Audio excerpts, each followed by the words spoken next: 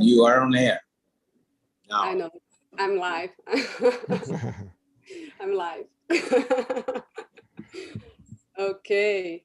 Okay, let's get started. Yep. On behalf of the Radiology Society of Rio de Janeiro and OCAD, I want to welcome and thank everyone for tuning in today for the MSK case presentation series. My name is Aline Serfati, and here today I have with me Dr. Francisco Abaeté, Dr. Rodrigo Aguiar, Dr. Caio Neri, and Dr. Hilary Humans. Before we begin, I want to let you know that OCAD has a new website, which is ocadmsk.com. Please consider registering and checking out the lectures and the cases in the archive. Now back to our presentations. The speakers today will present their cases, and at the end, we will have Q&A session. If you have questions at any time during their presentations, please put them into the chat box. And at the end, the speakers will respond to them. This video, like all the previous ones, will be recorded and will be available on demand on the OCAD website and on the YouTube channel of the Radiology Society of Rio de Janeiro. Attendees have not been given the permission to screen record any of these presentations, as they may contain material under copyright. Unauthorized recording, use, distribution, and sale of this material without permission from the speaker is illegal. We thank you so much for your understanding, and without further ado, I will introduce our first speaker. We have the pleasure of having Dr. Rodrigo Aguiar join us today. He's professor of musculoskeletal radiology at the Federal University of Paraná in South Brazil. He completed a residency at Hospital de Clínicas at the Federal University of Paraná, and he did his MSK Research Fellowship at University of California, San Diego. He's a practicing musculoskeletal radiologist at DAP Clinic in Curitiba. He's very involved in MSK radiology education, having presented at radiologic national conferences.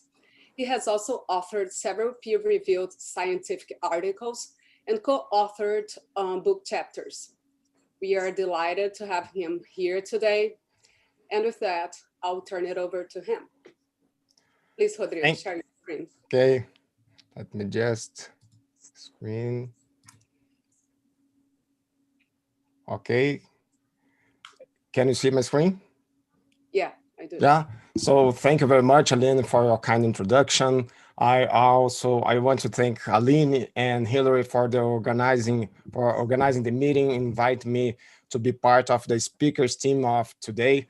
And I want to say that I'm very thrilled to be here today. And so let's jump to the case, and right off the gate, I'd like to show what's the gameplay today, right? I'm going to talk to you I'm going to show to you today. I'm going to show an index case of a hot topic in the musculoskeletal radiology in the sports medicine right now. We're gonna have a discussion about that. I'm show more case working on how to classify the lesion and final considerations and some take-home points. So that's gonna be my program with you today. So that's the index case. 24-year-old male, torsion of the knee, playing soccer clinically with anterior cruciate ligament tear and MRI to investigate associated lesions. So here is the complete tear of the anterior cruciate ligament here. And when you see the posterior horn of the medial meniscus, you can see a tear right here. So there's a tear at the periphery of the posterior horn of the medial meniscus at the insertion of the meniscotibial ligament, okay? So that's a type, or that's a kind of a ramp lesion. There are many lesions that are in this group of the ramp lesion that I'm gonna talk to you right now, but this is a type of ramp lesion. So that's the specific disease that I'm going to talk to you today, and I'm going to show more case about that. And here This one was a PD with fat set, here a PD without fat set, showing the same lesion here, a rupture artery at the periphery of the posterior horn of the medial meniscus at the insertion of the meniscotibial ligament. This ligament is very important to anchor the posterior horn of the medial meniscus in the right place, okay? It's a very important ligament, and it's key for the proper biomechanics of the posterior horn of the knee. Okay, so that's the question. Why is the ramp lesion such a hot topic right now? Huh? And I'd like to answer you with some statements here. Patients with ramp lesion, it increases the joint instability and the ACL reconstruction failure rate. It can be very difficult to find the lesion with standard arthroscopic portals and can be treated surgically. That's why everybody is looking for the ramp lesion, the orthopedic surgeons, and as consequence, the radiologists also. And what's the ramp lesion? Some basics about the ramp lesion. First, the name. The name reflects the ramp-like appearance of the posterior medial area of the knee during arthroscopy. And the ramp lesion has a specific location and condition. Okay, what's the location of the ramp lesion? I already talked to you, but I will emphasize here: periphery of the posterior horn of the medial meniscus and its meniscocapsular and meniscotibial attachment. So it's in this area right here, meniscocapsular junction and the red zone of the posterior horn of the medial meniscus. And what is the specific conditions? The specific condition is anterior cruciate ligament tear. So I put like an asterisk here because sometimes you can see a paper talking about ramp lesion without ACL tear, but this is exception. Okay, the consensus that I see through the papers, talking to orthopedic surgeons, is that ramp lesions occur with rupture of the anterior cruciate ligament, okay?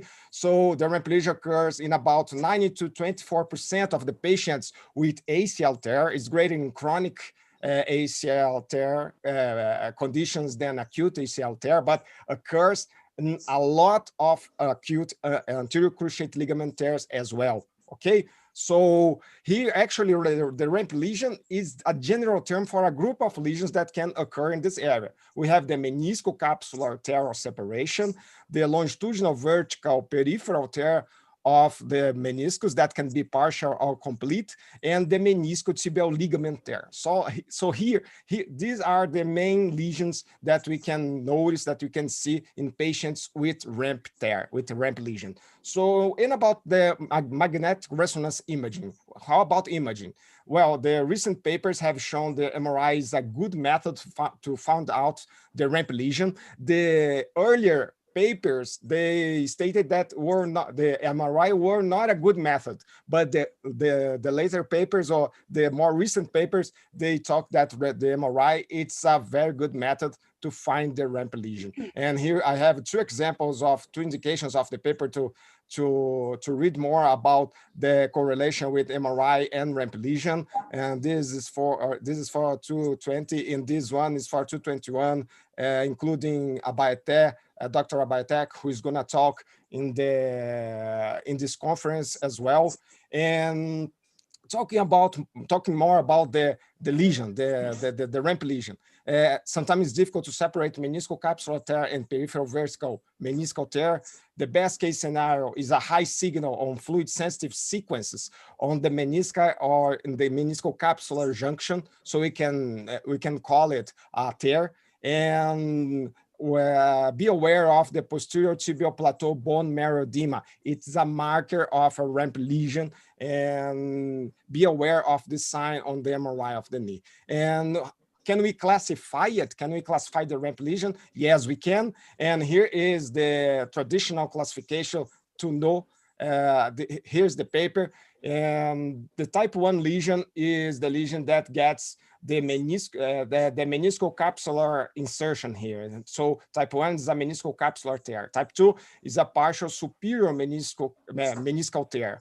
Okay, so these two types of lesions, they are stable tears. Okay, so now we are going to the unstable tears. So here is the type 3 lesion, a partial inferior meniscal tear with meniscotibial ligament tear or insufficiency. I put there insufficiency because in some cases we don't have exactly a tear of the meniscotibial ligament, but we have a tear of the meniscus here, and this causes an insufficiency of the meniscotibial ligament, and this ligament, the meniscal, becomes very unstable. Okay, so for grade 4, we have a complete meniscal peripheral vertical tear with insufficiency of the meniscotibial ligament. And type 5, we have a double meniscal tear with a posterior or meniscotibial ligament tear or insufficiency. So these are the unstable types of ramp lesion. And there is another paper here, a paper from 2020, Skeletal Radiology, a very good paper. I also indicate you to read this paper here, and they divided the type 3 and type 4 in two types also, type 3A, that is this one, and type 3B, that is the one that gets just the meniscotibial ligament right here. That doesn't get the menisci, but gets the ligament here. This is a very hard type of tear to find, and they put here, they divided in type A, the traditional one, and type B, this one that doesn't get the meniscus but get the ligament itself. And the type 4B is the type of tear that the longitudinal vertical tear doesn't get the posterior region of the meniscus, but get the meniscocapsular insertion right here. So it compromises also the insertion of the meniscotibial ligament right here. So this is the type 4B. Okay, so now let's engage some cases and let's talk a little about more about this classification here. So here is example of a type 1 tear. So here we can see this area here is the area. Probably here we can have it's a type 1 ramp lesion. This patient has a tear of the anterior cruciate ligament. So this is a stable tear, and here showing the same image now, PD without fat suppression. Now a type 2 lesion. We can see here the lesion at the superior portion of the menisci. It's a partial tear here. So it's a type 2 lesion getting the superior part of the meniscus here. So, but I wouldn't put all my money here because maybe there is something going on right here in the posterior horn, in the meniscotibial ligament. But here in this area, I can find out a partial tear of the superior of the periphery of the medial meniscus. And here a DP without fat suppression showing this image. Now type 3, hello, index case. Here, this our index case was a type 3A tear because it's a tear passing through the meniscus right here.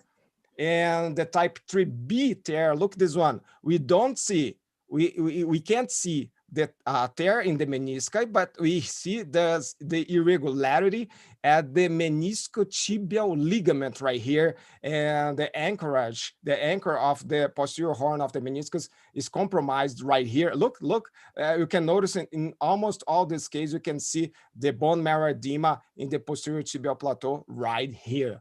So now here showing the type 3 yet, now showing the type 4. The type 4 is a vertical peripheral meniscal tear, a complete vertical peripheral meniscal tear. We can see here beautifully. We can see this tear here. Here in the axial plane, the best plane to see the ramp tear is the sagittal plane, okay? The axial plane, the coronal plane, they are not so good. The axial plane, we can see sometimes the tear at the periphery of the menisci, but the main plane is the sagittal plane. And the type 4B, look this case.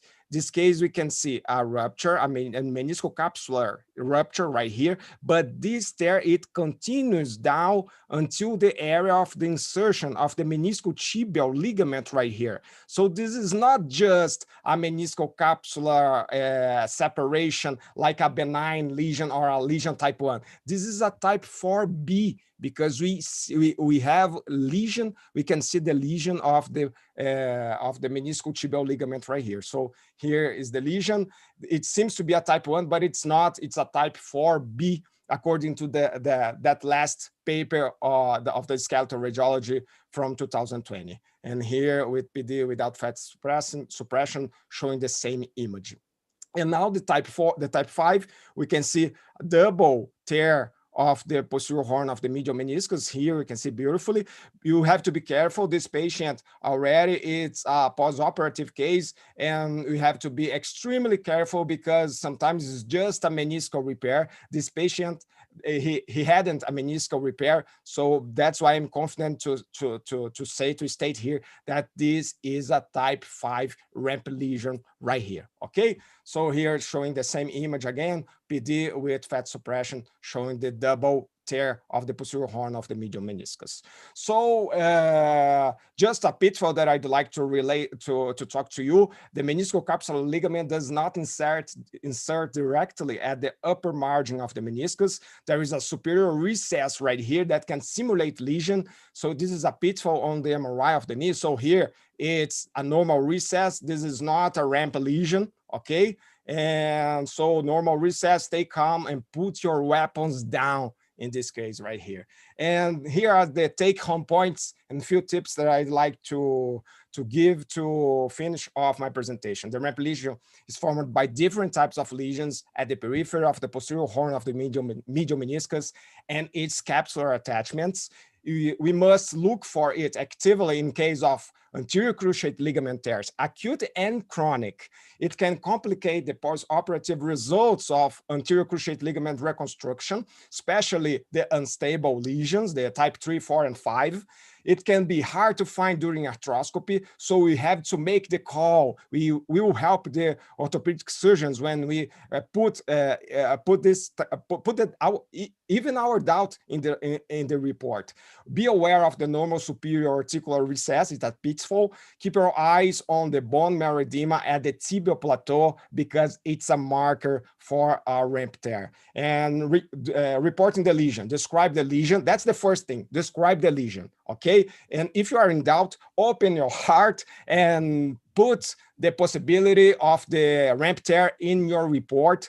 If possible, classify, okay, but first describe the lesion and create a positive feedback loop with the orthopedic team to follow up this case because it's very rewarding, okay? So guys, that's it for my presentation. And this is just the tip of the iceberg. I had to cut off many good informations to just to fit the time, and I hope you enjoy it because I enjoyed a lot.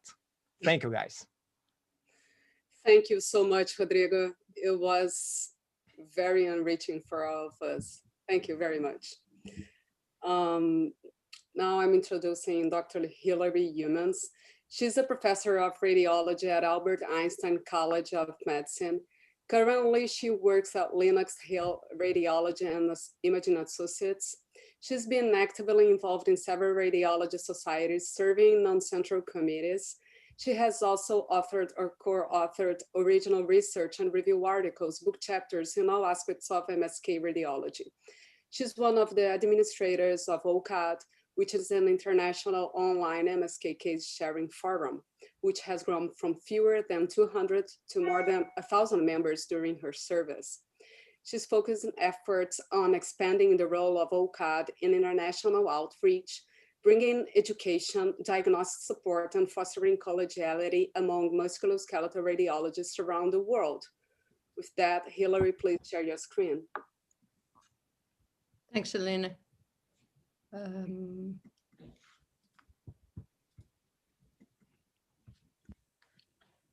Okay, I'm a little bit excited about this introductory slide because I'm very excited about collaborating with my good friend Kai Oniri And I think I found Sao Paulo in here. I could be corrected. Okay, so this is actually a case that Caio identified from his experience. It's a 30-year-old male wakeboarder.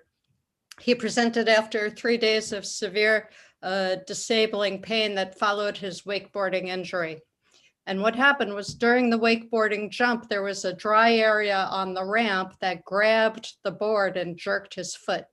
He felt a click with acute onset of severe pain. And after he was rescued, the pain prevented him from bearing weight on the injured foot. And of course, there was acute onset of swelling and bruising. Okay, so this is our wakeboarder on a better day. And that's the way it's supposed to look. But imagine if there was a dry area on that ramp and it grabbed his foot, it wouldn't look so pretty.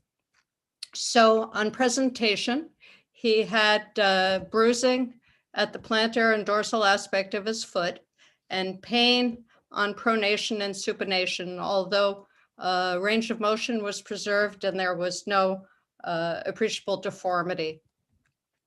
So these are side-by-side non-weight-bearing AP radiographs of his uninjured and injured foot. So we get a nice side-by-side comparison. And just for simplicity of description, we refer to the medial, middle, and lateral cuneiform as C1 through 3, and the metatarsal bases in order 1 through 3. Okay, so here's the normal alignment. We can, in this AP view, we can look for alignment at the tarsometatarsal joints, particularly along the lateral aspect of the medial column. And our poor wakeboarder actually has preserved anatomic alignment at the medial column. But then when we look at the alignment along the medial aspect of C2 and M2, which should be absolutely perfect alignment, we can see that he's laterally subluxed the base of his second metatarsal. You really can't accept any subluxation here. That is abnormal. Okay, so now we take a closer look, and it's not just that there's lateral subluxation of the second metatarsal base, but look at that interval between the lateral head of C1 and medial base of C2.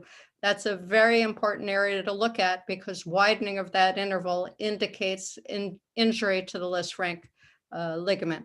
So on the normal side, I measure this off of Caio's PACS to be about 1.8 millimeter, and on the injured side, it was 4.3 millimeter, which is definitely abnormally wide.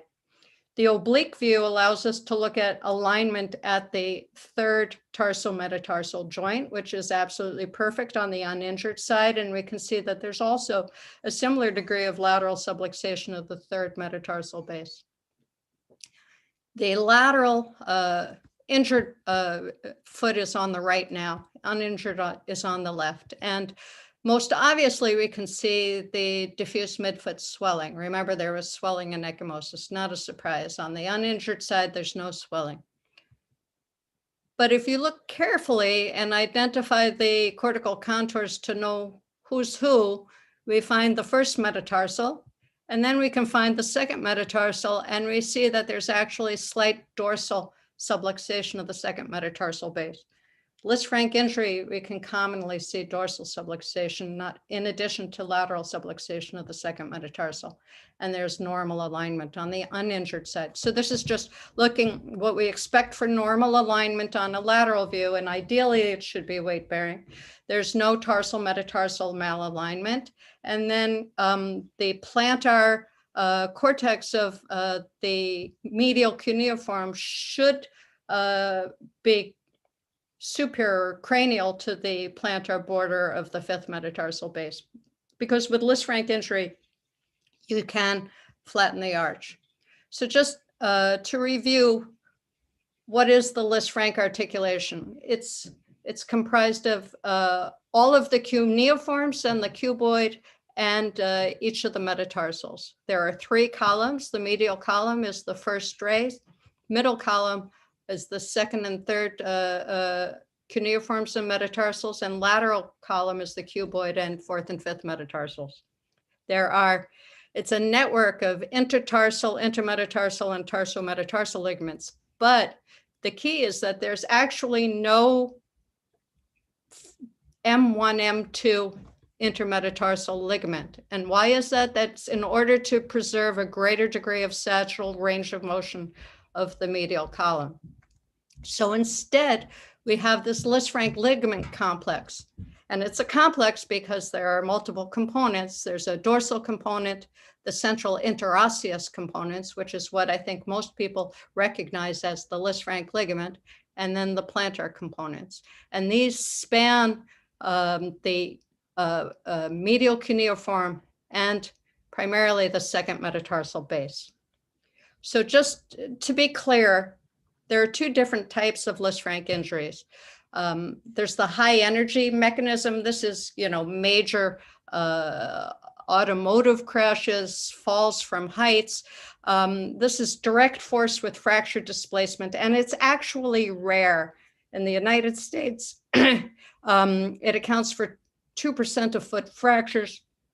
There's common incidence of post-traumatic DJD. The direction of injury, direction of displacement depends on the vector of force. And we all know there are convergent and divergent forms. It can look like that, but that's not what we're talking about in our wakeboarder.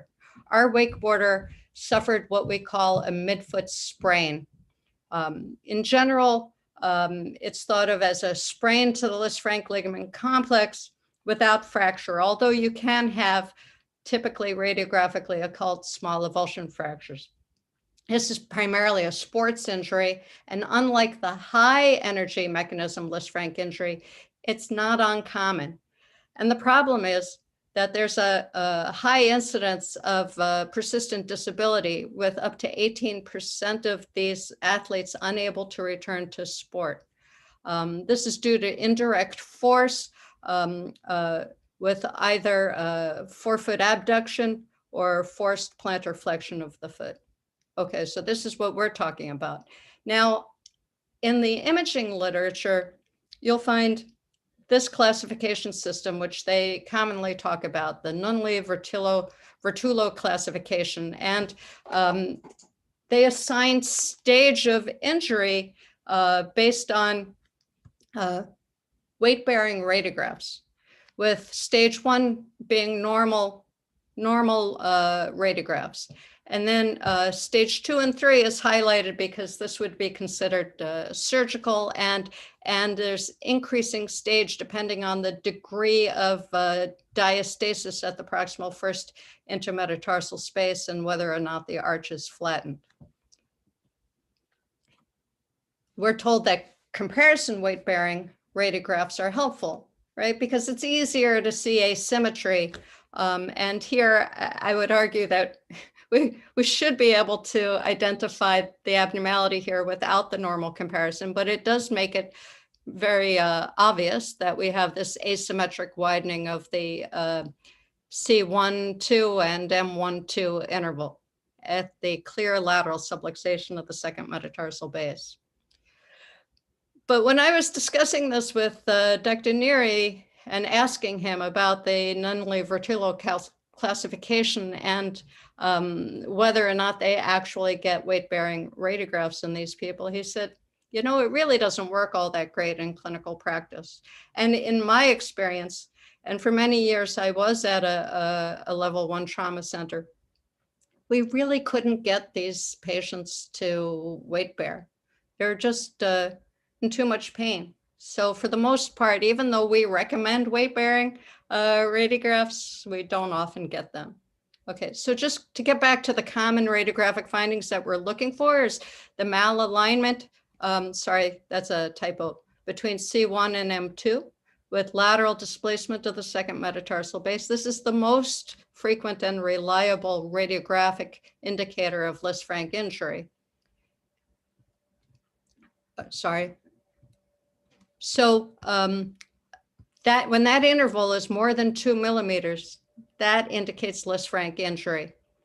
The caveat is, even though it's difficult to have these patients bear weight, the interval can still remain normal in 50% of cases on non-weight bearing radiographs. That's why weight bearing is recommended along with comparison.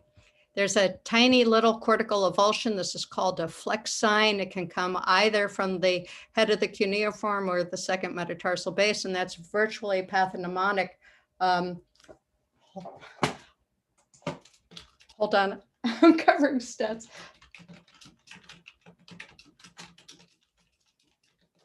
For Lisfranc injury. It's more common with the high energy form of Lisfranc injury. On MRI, this is getting back to our wakeboarder and a normal comparison.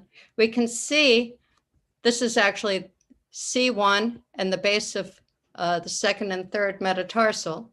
We can see the normal appearance of the intact dorsal, interosseous, and plantar components of the Lisfranc ligament complex in the normal comparison. And when we look in our patient, we see none of that. All we see is bright T2 signal in the C1-M2 interval. It's completely torn. And then we can see the intermetatarsal ligaments between the base of the second and third metatarsal, and we see none of that in the injured patient. In fact, the second intermetatarsal space is widened and there's bright T2 signal. So looking at the literature, Priedler et al. Found that MRI identifies 25% more metatarsal and twice the number of tarsal fractures comparing to radiographs. But the main advantage of MRI is the ability to directly visualize ligament rupture, which is particularly important in the context of Lisfranc sprain, which is understood to be primarily Lisfranc ligament injury without fracture. And we can also have the advantage on MRI of finding additional surrounding soft tissue injuries.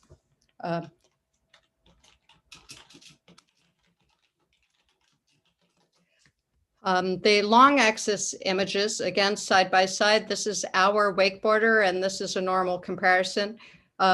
We can see, again, nothing but bright T2 signal in the stumps of the torn. This is the interosseous component of the Lisfranc ligament compared to the normal appearance on the right. And we can see that widened interval of the second proximal intermetatarsal space with lateral subluxation of the third metatarsal and rupture of the intermetatarsal ligaments.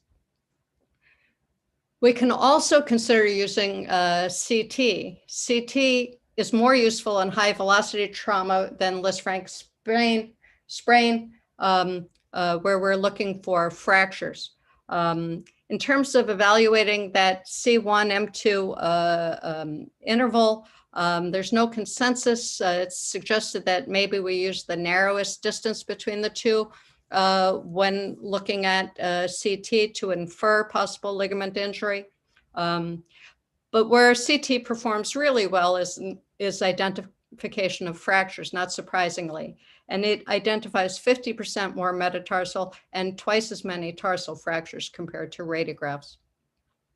Hapamaki et al. Looked at radiographs versus CT for staging Lisfranc injury and found that radiographs both over and under stage the injury, and also commented that 3D CT reconstruction is helpful for preoperative planning. This is actually a relatively recent publication from 2020 in Skeletal Radiology, where they used a simulated weight-bearing cadaveric model in cone beam CT, which is a low radiation form of CT that allows weight-bearing imaging.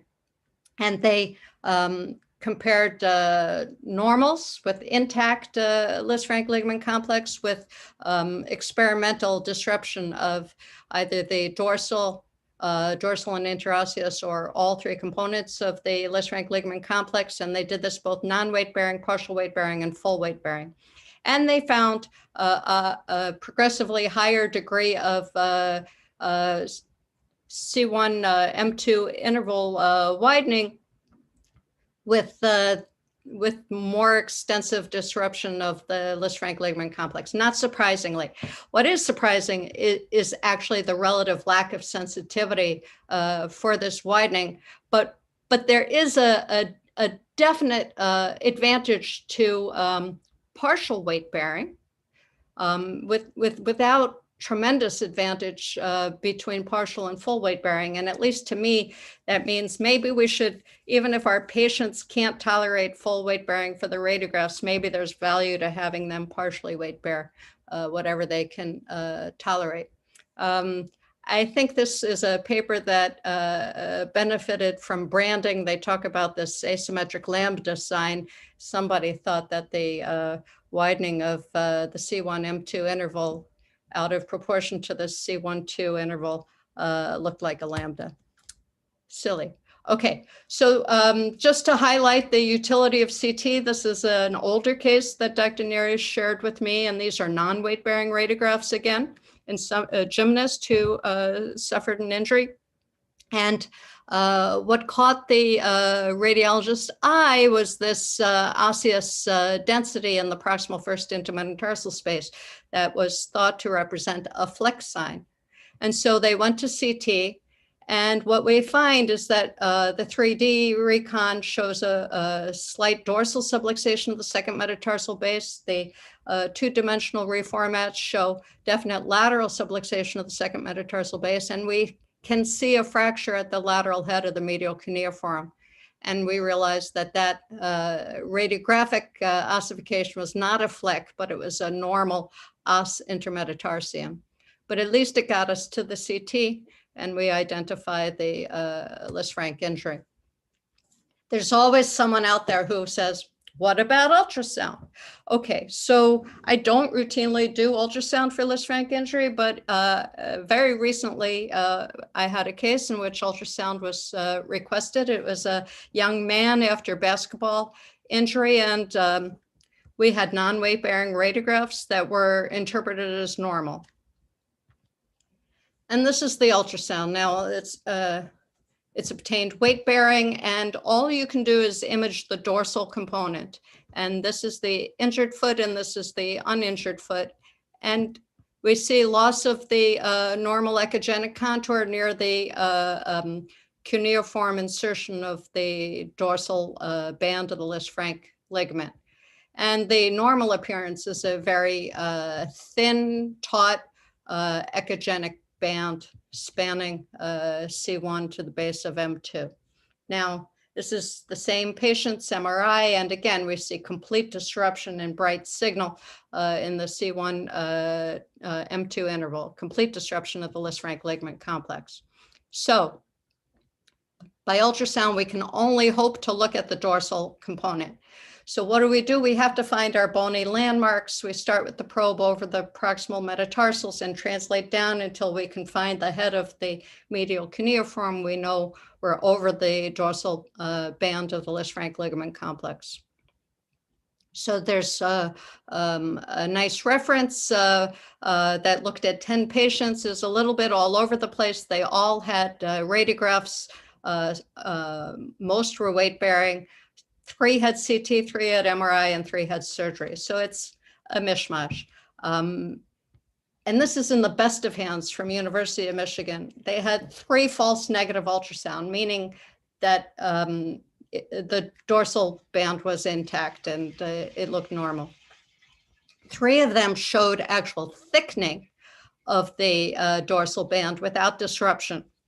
And they didn't find widening of the C1-M2 interval. In my case, there was widening. I don't know, that seems subtle to me. And in 4 cases, there was complete non-visualization with widening of the interval, which increased on weight bearing, cleared complete disruption of the Lisfranc ligament complex. You know, the advantage is that ultrasound is cheap and readily available. It's useful if it's positive, but even if you could identify the thickening as abnormal, in the best case scenario, in the most experienced hands, this would suggest that there's at least a 30% false negative rate, and it's just really not good.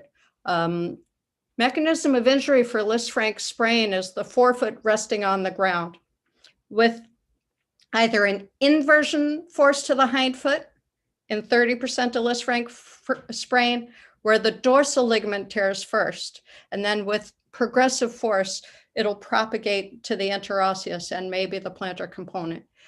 But in 70% of cases, there's a superimposed eversion force to the hind foot, and there the plantar ligaments tear first. So we may never get to an injury of the dorsal component, in which case this would be completely useless.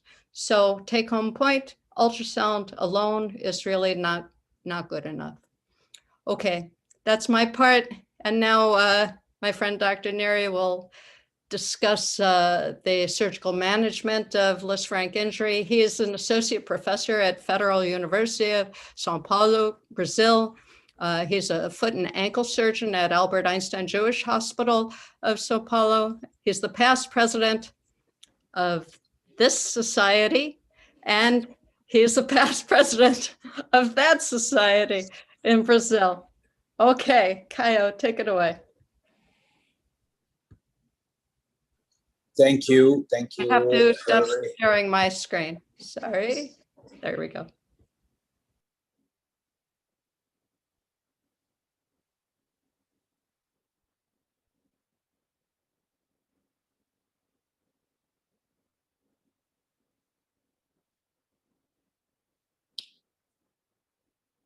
Now you can see my screen. Yes. All right.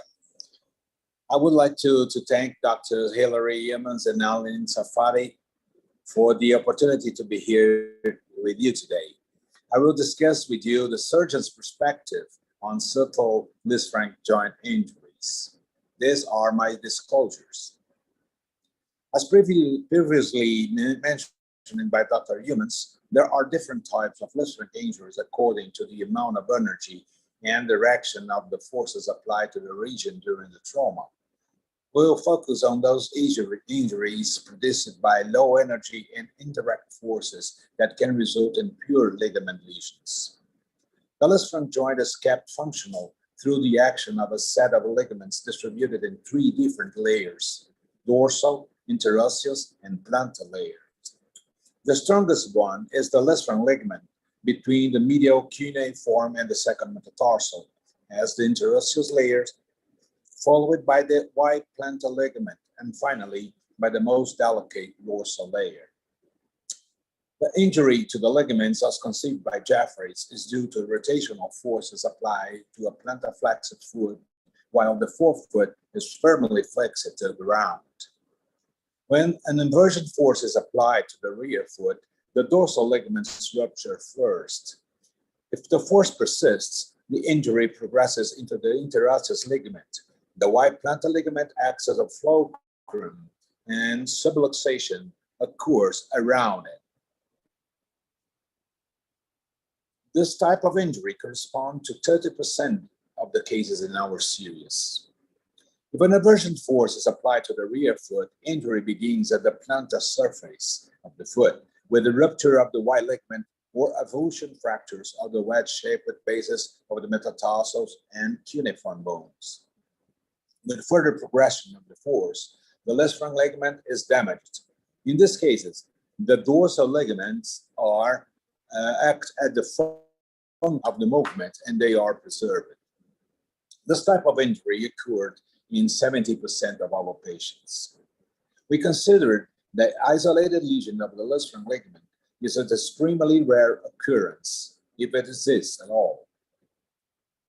Treatment of Lisfranc injuries is still controversial in the literature, especially when dealing with primary ligamentous injuries.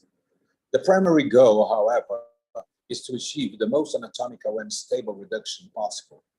It is important to emphasize Meyerson's observation that the result of Lisfranc joint treatment depends directly on the quality of the bone and joint reduction, and inversely on the intensity and energy of the traumatic agent.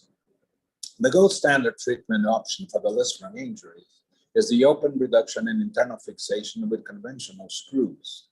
Other methods are the percutaneous clove reduction and internal fixation, primary arthrodesis, ligament reconstruction, bridge plating, and dynamic fixation with sutures or tapes and buttons.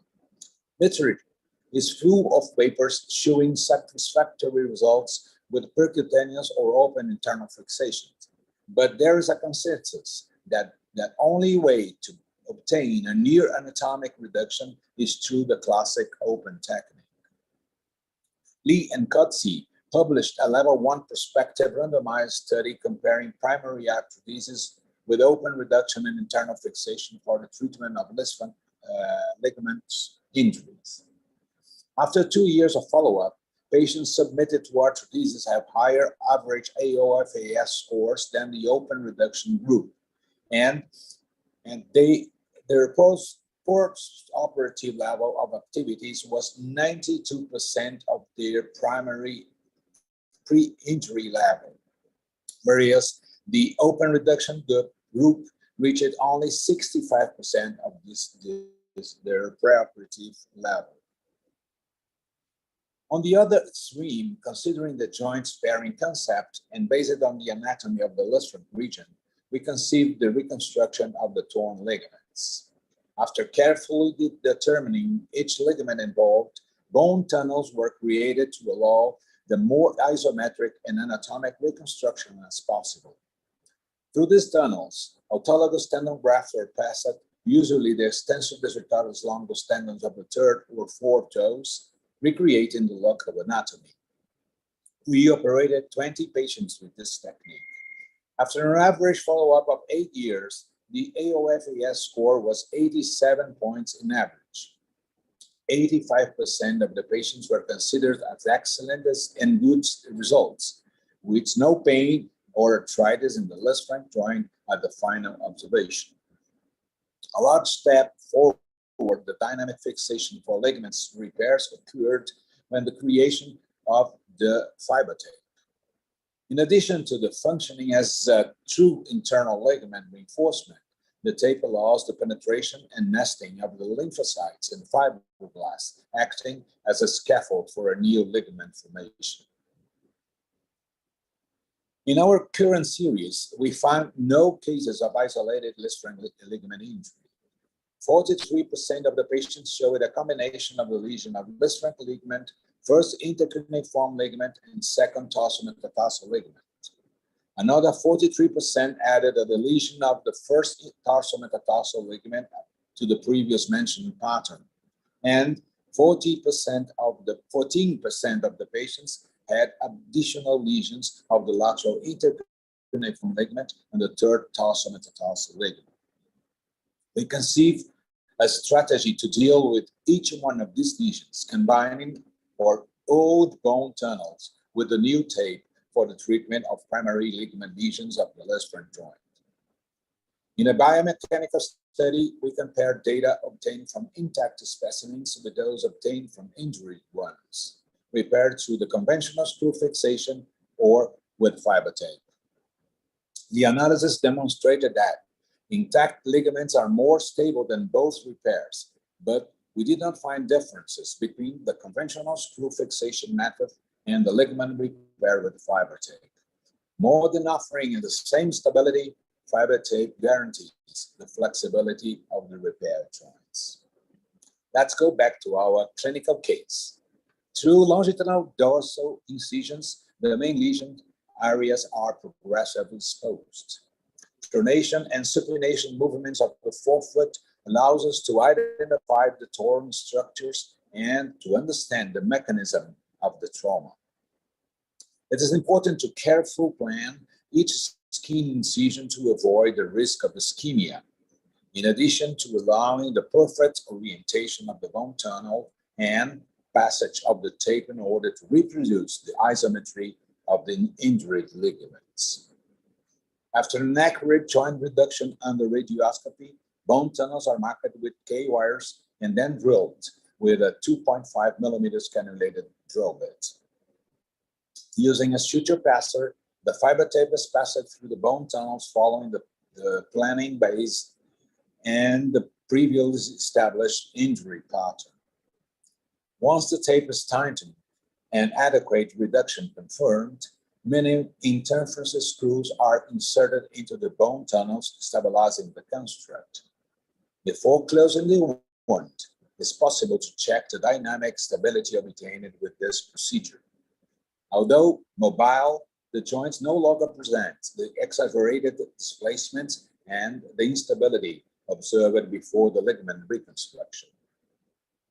As a final message, I would like to highlight what is expected from us.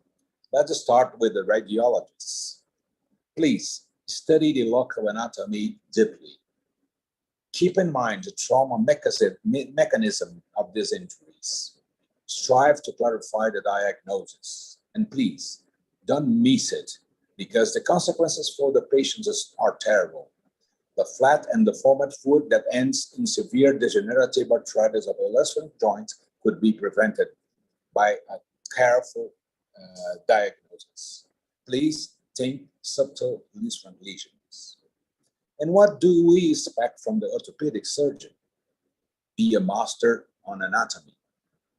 Be wary of simple injuries. It doesn't. Never give up of seeking anatomical reduction. Your patient's future depends on it. Try to spare the joint and its functions. Think dynamic fixation. Thank you very much. If you're interested in the papers we produced on this field, you can scan this QR code and help yourself. Thank you very much.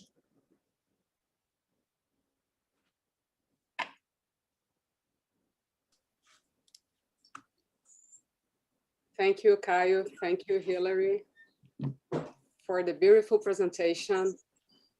I will now introduce our next speaker. Dr. Francisco Abaeté das Chagas Neto is an associate professor of musculoskeletal radiology at Prestes University Center in Fortaleza, Ceará, Northwest Brazil. He completed residency, his MSK fellowship, as well as his doctoral degree at Ribeirão Preto Medical School, University of São Paulo. He is the section head of MSK Imaging and the director of the MSK Fellowship Program at Antônio Prudente Hospital in Fortaleza. He's also very involved in MSK radiology education, having presented at radiologic national and international conferences. He's interested in all areas of MSK imaging and intervention with emphasis on sports medicine. He's also a member of the International Skeletal Society. Please, Abaeté, share your screen. Hello, everybody. Are you seeing my slides? Yeah. Okay. So thank you very much for the opportunity to be here, Dr. Aline and Dr. Hilary. Now I'm in a difficult situation because we have awesome presentations, and I think I'll do my best, but I hope you all enjoy it. So I will present a case of a sports image injury, and the case is like a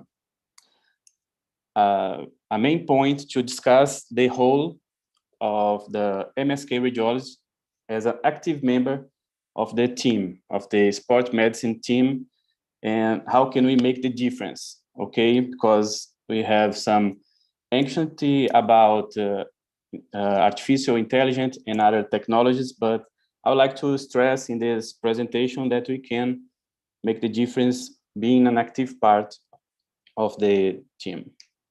So this is a 20 years old male. He is a professional soccer player, and he has acute cough pain during a game on a Sunday. One day later, he came to the medical department for evaluation, and an ultrasound was requested. There in the soccer team, we have an integrated medical department with orthopedic surgeon, sports medicine, doctor, physiotherapy, radiology, and other professionals. And this is a very interesting opportunity to learn a lot with this exchange of knowledge. We have a very simple exam room there with a standard ultrasound machine that we perform daily basis exams on demand in these athletes. And we also have a portable equipment to use in the field game, during travels, or for some procedures, or in other places, how it's very handleable and very easy to transportate. This is our portable machine. So this is the initial ultrasound of this soccer player. Here is in the left compartment of the calf. And here we have the medial gastrocnemial head in the, actually in the distal myotendinous junctions. Here we have some blurring here in this junction. Maybe we have some spraying here. We don't see the distal fibers attaching here, but I'd like to talk a little bit more of this lesion here. And here we have the soleus muscle. And this fluid collection here is located between these two muscles, maybe in the interaponeurotic space. It's like a degloving lesion where you have a cavity here that was not supposed to be here, and it is filled by a fluid collection that in some parts of this collection we have some debris and heterogeneous echogenic structure, and we thought that was some part of hemorrhagic components in this fluid collection. After this ultrasound, they started a conservative treatment for 2 weeks, physiotherapy and a compressive dressing, trying to help the body to absorb this fluid collection. After these 2 initial weeks of conservative treatment, the improvement were partial, so an MRI was requested. When the soccer players need to perform MRI, so they are referred for an outpatient clinic that we are the reference to receive these professional athletes and make these exams. So here is the 2 weeks later MRI. We continue to observe this fluid collection between the soleus muscle and the distal myotendinous junction of the gastrocnemius, the medial gastrocnemium, but we can observe that it has reduced, partially reduced from the initial volume of this lesion. Here's a post-gadolinium. On the coronal plane, it's helpful to see it's smaller in this image, but we also see some edema in this myoaponeurotic junction of the gastrocnemial head, medial gastrocnemial muscle, and some edema surrounding it, but the fluid continues here. Remember that at this time, the player has just a partial improvement of his pain, and he was not able to train with the other players, and he had some functional impairment. Here on the sagittal plane, we have this fluid collection and the edema in the gastrocnemial muscle.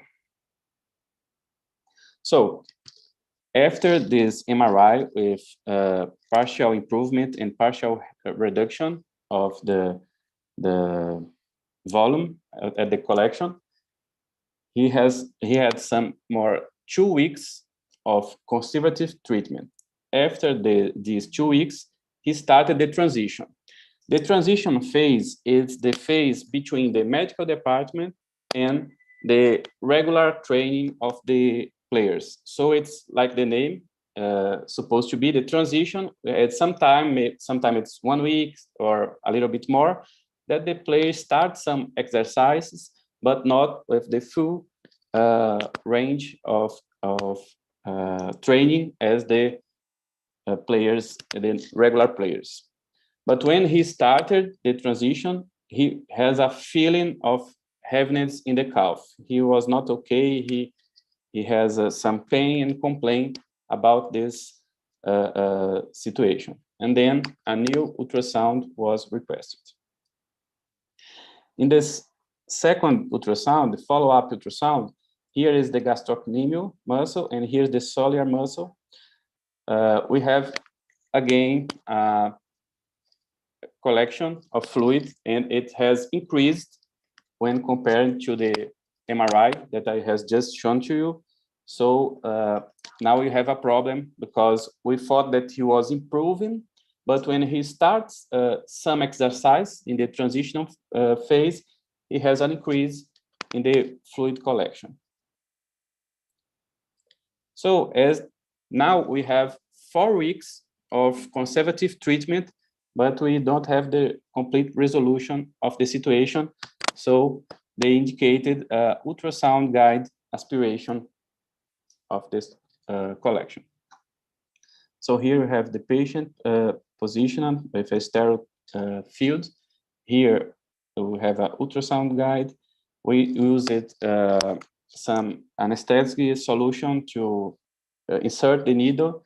And after that, we go into this collection that I'll show you in this video here. So here you'll see the needle tip here. I'll put some anesthetic here. You will see a distension of the gastrocnemial muscle. And after that, we come into this fluid collection. I put some anesthetic here just to be sure that I'm inside the collection. And here's the needle. And now I'm aspirating here. And now you see that the voluminous collection is reducing and you can see that the margin of these two muscles are getting closer.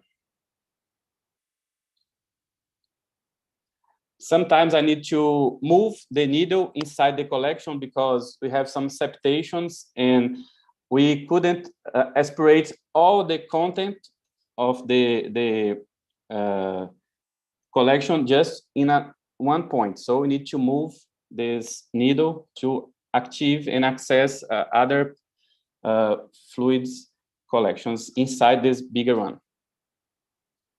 But you can see that it's getting closer and closer, the two muscle bellies.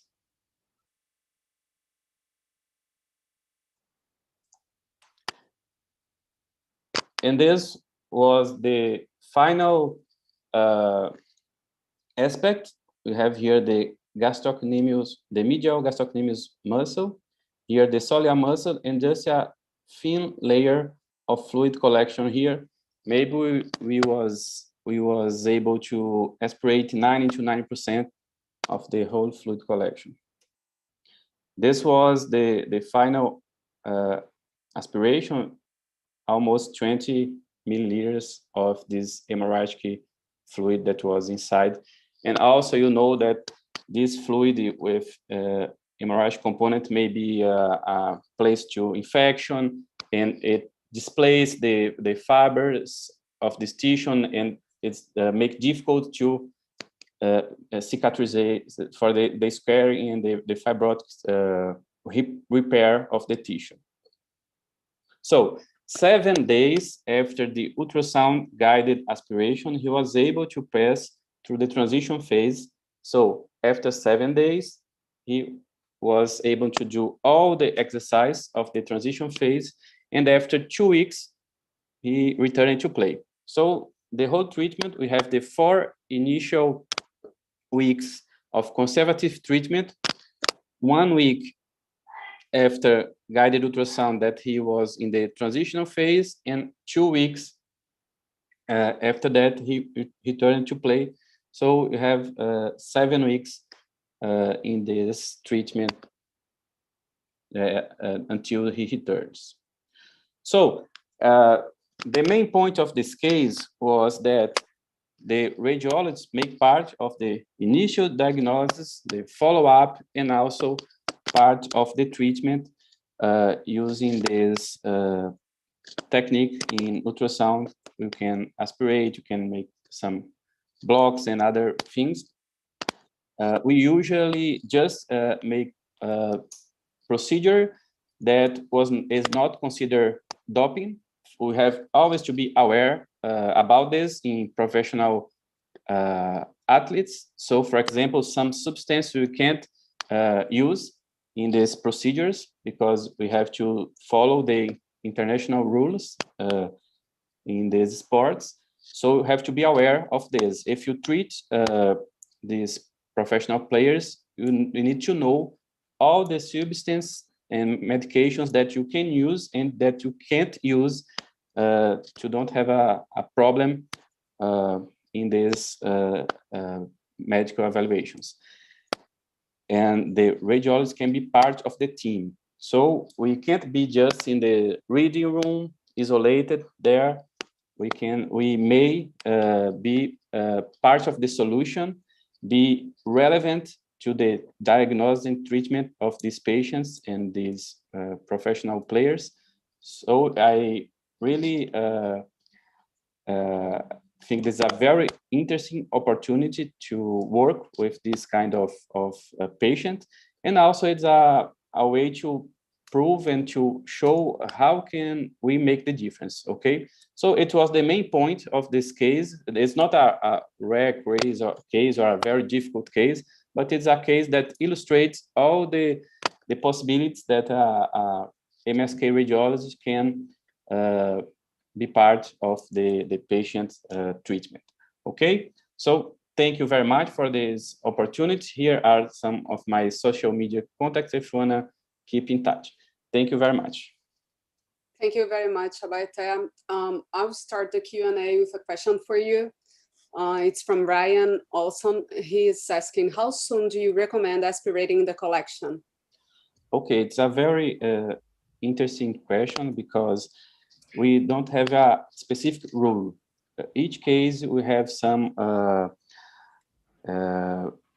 clinical evaluation. For example, we never aspirate earlier than 2 or 3 weeks because the main part of these collections will be spontaneously absorbed by the body in 3 or 3 weeks. After 4 weeks, that was in this case, with the patient was not improving, it's a very possibility. It may be a possibility to aspirate this fluid collection. So never less than 2 or 3 weeks, and after 4 weeks, you can consider this option. Thank you. There's a question for Hilary and Caio. Should we be aiming to describe the other ligaments on MRI, or is it enough to identify the least strength tear and the other tears will be identified during surgery? It's from Paulo Noronha. Excuse me, I want to answer before you because I will give my needs as a surgeon. I'm always expecting protagonism of my colleague from radiology helping me to explain to my patient that the lesion is not that simple as it looks. So for me, please, even in the very subtle lesions, try to describe all the ligaments. Try to help me in identifying all the lesions, and this will be changing paradigm because I think that all the tendency of surgeons is to make it easy or imagine a very simple lesion, but it's not always that way. So I count on the radiologist to make a correct diagnosis and put it on the paper, because the right words is powerful than the said word. So I do appreciate the question, and thank you very much for that. I'd just like to add that we use the long and short axis MR images to look directly at the ligaments, but you should also be using the sagittal images to look at the dorsal and plantar capsule. right? Because the intermetatarsal and intercuneiform ligaments can be intact, but you can have capsular disruption that can lead to dorsal plantar instability as well. I have a question for Rodrigo. Rodrigo, you showed some PD images without fat suppression. Do you use it routinely in your protocol? PD without fat suppression for the diagnosis of ramp lesions? Yeah, in my routine, I generally use PD images with and without fat suppression. We do the T1 images in the coronal plane, and we base our diagnosis in PD images. Without? With and without. Yeah. Okay. Thank you. I don't see any more questions. So thank you all for tuning in. I'm looking forward to the next session, which will be held in March 26th, with focus on tumor and pseudotumor lesions. Thank you. Bye. Bye.